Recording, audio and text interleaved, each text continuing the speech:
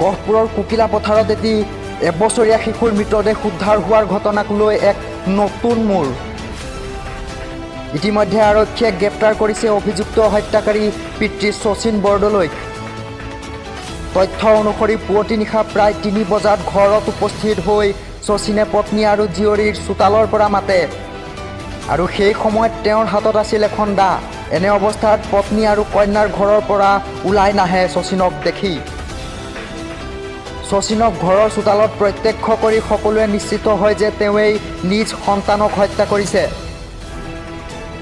হত্যাকাৰী শচীনে এই সন্দৰ্ভত বাটত কোনো ডকাইতে আগৰি ধৰাৰ কথা কৈ নিজকে বচাবলৈ চেষ্টা কৰিছিল যদিও এই কথা বিশ্বাসযোগ্য নাছিল।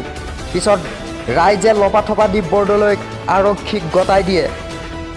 ইতিমধ্যে আৰক্ষীয়ে পুনৰ ৩ দিনৰ জেৰাত ৰাখিছে শচীন বৰদলৈক। বৰ্তমান পত্নীয়ে সদৰি কৰা অনুসৰি হত্যাকাৰী শচীনে পূৰ্বেও কেইবাজনো লোকক হত্যা কৰাৰ ভাবুকি দিছিল।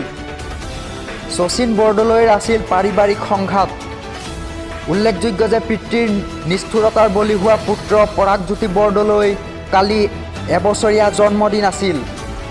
সেয়ে বুধবাৰে নিশা পিতৃৰ সৈতে বজাৰ কৰিবলৈ গৈছিল পুত্ৰ, কিন্তু তেতিয়াৰ পৰাই দুয়ো সন্ধানহীন হৈ থাকে আৰু পিছদিনা পুৱা গাঁৱৰ পথাৰত শিশু পুত্ৰক মৃতদেহ উদ্ধাৰ কৰে গাঁৱৰ ৰাইজে। অৰ্থাৎ জন্মদিনৰ দিনাই পিতৃয়ে নিজ পুত্ৰক দাৰে ঘপিয়াই হত্যা কৰিছে। আৰু ইতিমধ্যে এই সন্দৰ্ভত আৰক্ষীয়ে তদন্ত অব্যাহত ৰাখিছে আৰু এই হত্যাৰ লগত আৰু কোনো লোক জড়িত আছে নেকি তাৰ বাবে শচীন বৰদলৈক পুনৰ ৩ দিন জেৰাত ৰাখিব বুলি ইতিমধ্যে আৰক্ষীয়ে জনাইছে। অধিক সোধ-পোছ কৰি ঘটনাৰ সবিশেষ জানিবৰ কাৰণে আমি 3 দিন ৰিমাণ্ডত বিচাৰিছিলোঁ। 3 দিন দিছে কোনখন কোৰ্টত হাজিৰ কৰিছে মানে গহপুৰ মুন্সিপ কোৰ্টত পালোঁ। আপোনালোকে যিহেতু সোধা পোছা চলালে তেখেতক কি বুলি কৈছে? তেখেতে স্বীকাৰ কৰিছিল?